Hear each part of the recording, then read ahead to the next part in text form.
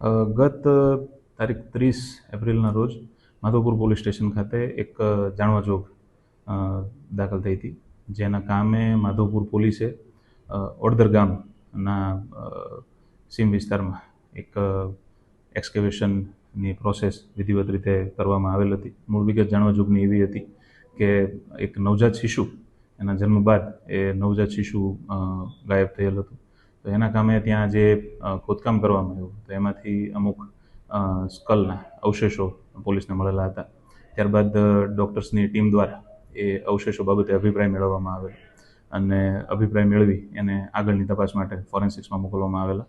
ત્યારબાદ પોલીસને એવા બીજા પુરાવાઓ મળ્યા, જે પુરાવાઓ ધ્યાને લેતા એવું જાણવા મળેલું કે આ જે શિશુ જે છે એના માતા અને એના નાની અને જે માતા છે એમના એક સગા એવા એક ઈસમ દ્વારા આ જે નવજાત બાળક છે એને હત્યા કરી જે તે સમયે ઓડદરના વિસ્તારમાં રોડ ઉપર દફનાવી દેવામાં આવેલ હતું.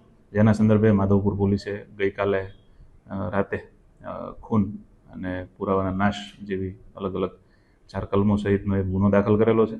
આ કામે જે પણ અવશેષો જે પણ મળેલા છે એનું ફોરેન્સિક્સ એનાલિસિસ, એના DNA પ્રોફાઇલિંગ વગેરેની પ્રોસેસ અત્યારે ચાલુ છે અને જે સાધનિક પુરાવાઓ છે એ મેળવવામાં આવી રહ્યા છે. આરોપીઓ આઈડેન્ટિફાઈ થઈ ગયેલા છે અને આરોપીઓની તપાસ હાલ ચાલુ છે.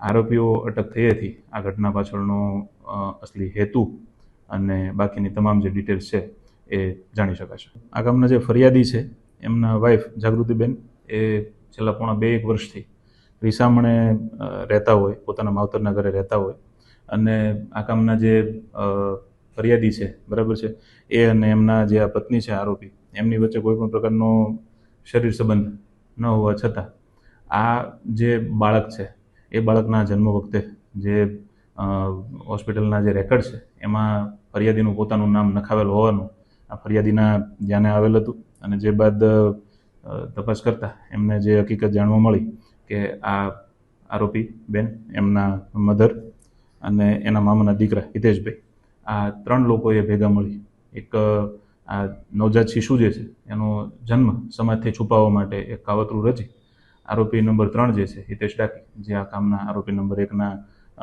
મામાના દીકરા થાય છે, એમણે આ આરોપી આ જે બાળક જે છે એને મારી નાખી ત્યાં ઓડદરની સીમમાં એને દાટી એનો નિકાલ કરેલો હતો.